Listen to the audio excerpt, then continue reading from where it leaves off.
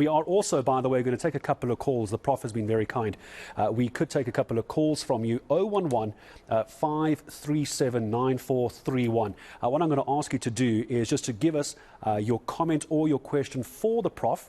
If you want, but just keep it nice and short for us, just 30 seconds. Give it some thought. Phone in 011 537 9431. Prof, morning. Thank you for coming in. So when we talk about our focus on water infrastructure this morning, our viewer question is wide-ranging. Let me throw it to you. You can take it where you want to from here. Is it a money issue? Is it a management issue? Or is it a manpower issue? Okay. You know, morning to you and to your viewers. I think we've got to actually say that difficult answer. It all depends. It depends where you are. In some places there's not enough money. In other places there's not the right management, and in some places they have some real technical problems. But every place is different, and this idea that you can just talk about water in general isn't helpful. There's 150 plus municipalities who are responsible for distributing the water. There's 9 water boards that kind of produce pure water and distribute it to some of those municipalities, and there's a national government that's trying to give oversight and make sure they do the right thing at the local level. So there's lots of different people involved, lots of different places. Anyone who says there's one problem and one solution actually doesn't know what they're talking about. So fair enough, and I think many people would agree, but it's too complex to try and just pick one. But would there be a golden thread? Is there something that if you were to be looking at the headlines of all the newspapers and websites, is there a golden thread maybe on the aging infrastructure, for example? As an engineer, I have to say, you can have good infrastructure, but if you don't manage it properly, you won't get what you want from it. You can have a lot of money, but if you don't build the right things, you won't get the right result. So I do think in the end, it's management that matters, and getting the right people in the right place, doing the right things is critical. And where that happens, the water tends to come out of the tap, tends to be drinkable, and everyone's happy. And it's quite affordable. But there's lots of places where the management is weak for a variety of reasons. Yeah, we can discuss those reasons as well, because at least what you want is an example of what is working. Try and then copy and paste that, carbon copy over to places that aren't working. But as I ask you, Prof, is water in our country safe to drink off the back of that water report? I also want to bring in one of our viewers calling in on 011 537 9431. I think it's Gogo with us this morning. Gogo Pretty, good morning. You're live on ENCA. What's your comment or question?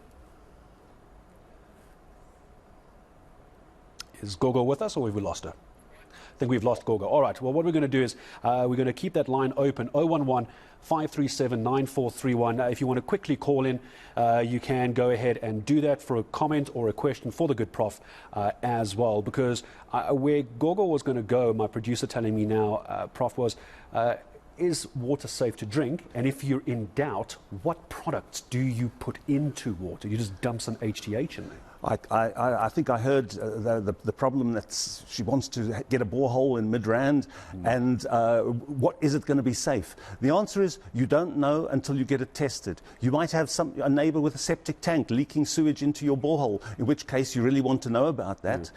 If you're worried about pollution, bacterial pollution, yes, you're quite right. You can put some chlorine in the water. If it's in the household, you can actually put a teaspoon into 20 litres of it's a 20-litre bucket, and that will actually leave it there for half an hour, make sure it's properly stirred. It'll be bacteriologically safe. You might not like the smell, but it's safe. But there may be something else there. You might have a chemical plant nearby leaking chemicals into your water. So if you're going to drill a borehole in an inhabited area, get the water tested before you start drinking it. You can wash with it, you can shower with it, but drinking, you want to be sure. Yeah, absolutely. I believe we have Gogo Pretty back with us, 011 537 9431. Gogo, good morning. You're live with us on ENCA. Tell me, that the Prof answer your question? Is that what you were asking? If you can hear me, go ahead. Hello? Yes, Gogo, go ahead. You're live. What's your question or comment? Yes, my question, sir. Morning, sir, and morning, Prof. Morning to your viewers. Chair, sir, I want to ask to the Prof about the cleaning water chemical. Which chemical must I put in my tank, my water tank, because I'm using the borehole, sir? Yeah. So I think the answer to that, Gareth, is exactly that. You can use that water from your borehole for washing and bathing and the rest. If you want to drink it, it would be a good idea to have it tested first, just to make sure there's nothing that's dangerous there. And if you're worried about it being unhealthy, you can always disinfect it with a little bit of Jik. You can put a few drops of Jik in 1 litre bottle of the water and just shake it up. Or you can take a bucket of water, 20 litres, and put a teaspoonful or so of Jik in it, stir it up, leave it there for 20 or 30 minutes, and it'll be safe to drink.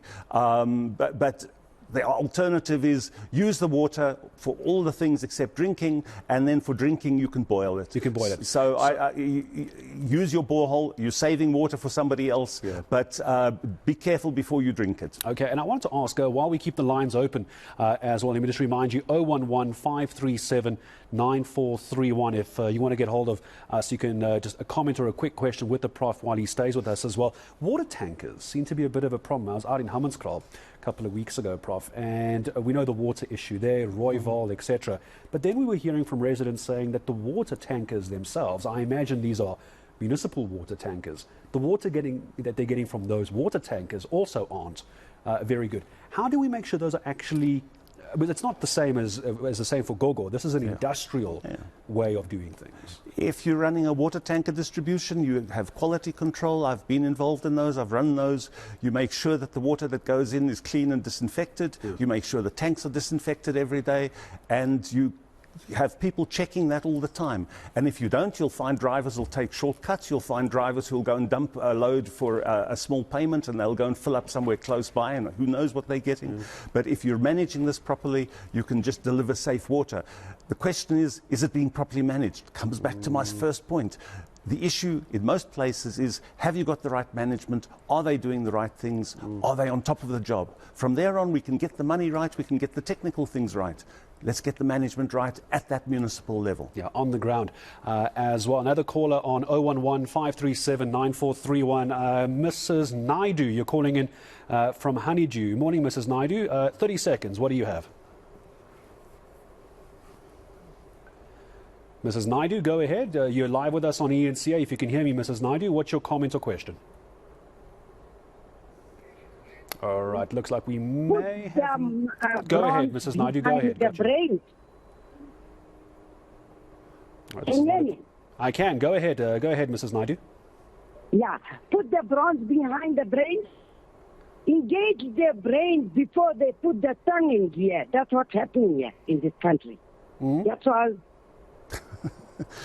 Okay.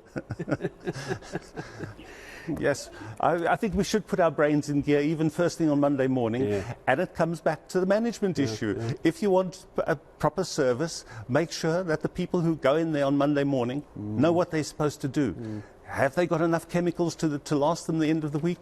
Have they paid the electricity bill? Is there diesel in the generator in case there's load shedding? That's not a bad start.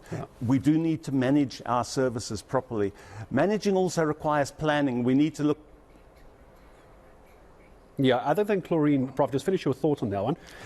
Yeah, so I do think we need to plan in the long term as well as in the short term, but start with the short term, make sure things are working, and always be thinking, what am I going to do next month, next year, and 5 years' time when I've got 10,000 more people to serve? If you think like that, you can provide a decent service. Yeah, I think we're getting a lot of comments coming through, Prof. They're actually just asking you for practical advice now. But while you're here, if you'll allow me to abuse your knowledge for a second and indulge us. We heard from Gogo earlier, you were explaining about Jik or something else to put in water. If they don't want to use something like chlorine, is there any other way of doing it? I suppose what they would be asking is, how safe really is the boiling of the water? Does it get rid of everything? How would you even know? Boiling is the safest way of making sure your water is safe to drink. I would not use any other chemicals unless you know exactly why you're doing that. You're trying to kill germs, essentially, and that's what we are trying to do by using chlorine. Chlorine's been used for 100 years. It is very effective. Many other things can help, but they're not as good. So stick to what's simple, and if you want to have water that smells nice, put something that smells nice in it, but it doesn't make it safe. Either boil it or use some form of disinfection using chlorine, and it can be just HTH or Jik. Use the right amounts. keep it standing long enough for it to work, and your water will be safe to drink. But boiling is perhaps the easiest if you've got the ability to do that. Perhaps use all of that, like the jig, and then boil it after that as well. I think we've got time for just one more question. Hopefully our line is working okay. 011-537-9431. Godfrey, good morning. You got a question or comment? Very quickly, what you got for us? Good morning, Godfrey. It's a comment. I think the infrastructure crisis is due to a lack of governance and accountability. So a question to Professor Engineer is, don't you think that it's important that we create an Office of Engineer General to hold all infrastructure stakeholders accountable? That's my question. I appreciate it. Godfrey, thank you very much indeed. It's actually a very good question. Nice question. Prof, you're lined Yeah, up. I like that idea, Godfrey. You know, in many parts of the world, if you're a qualified registered engineer like I am, when they speak to you, they say, Prof Engineer. They regard you, an engineer, as equally important as a professor or a doctor. And we do need to respect the profession. I'm not sure that an engineer general would be helpful, because I can tell you that electricity and roads and water and, you know, the other things, the railways, are all very different. But I do think we need to give real respect and support to the senior professionals who try to run organizations, who quite often have to work with politicians or administrators who want them to do things that don't make sense.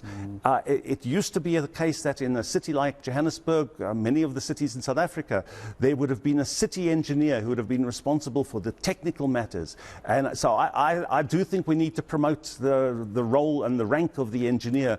And I always look at successful countries.